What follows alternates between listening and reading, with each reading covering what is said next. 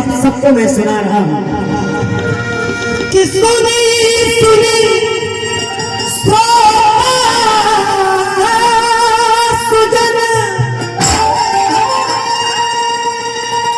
अब राजा साहब ही कुल गीत खत्म हो गए, अब डांस वाला गीत आई गई बा। अब गाना बात सारा काया खतिया यही पे कितना नौजवान कुल केचिल छोड़ देते हो, नाचत नाचत नाच रगड़ देता पैंट शर्ट तमाम प्रकार के गाना आगे लोग वही फेमस बा। नौटंकी के सुनता, लेकिन अगर रउआ लोग उपस्थित बानी तो धीरेन्द्रा जरूर रह गया के गा के सुने कि सुनी सुनी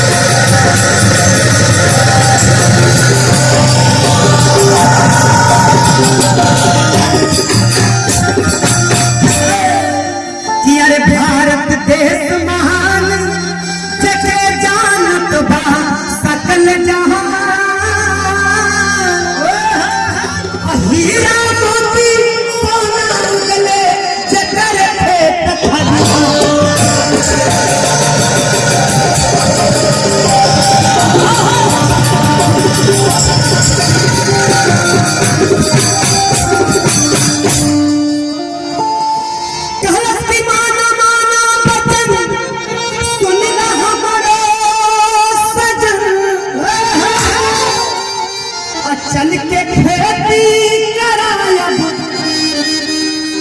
लगा के लगा।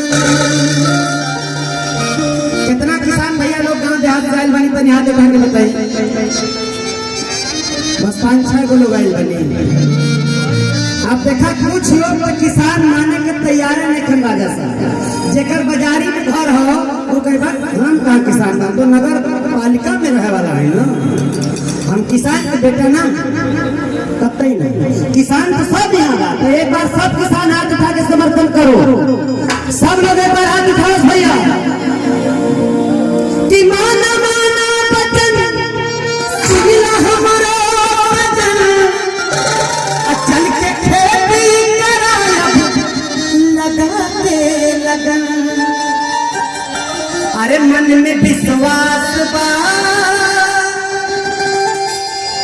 आस पूरी हरी गोदिया में मैया कोई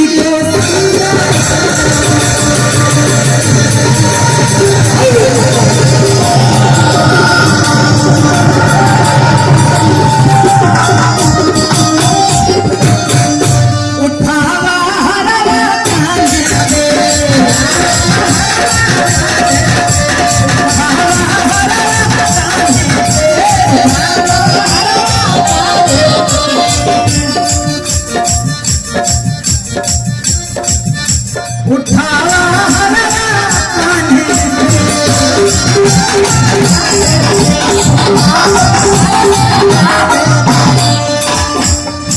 चला खेते खरिहान में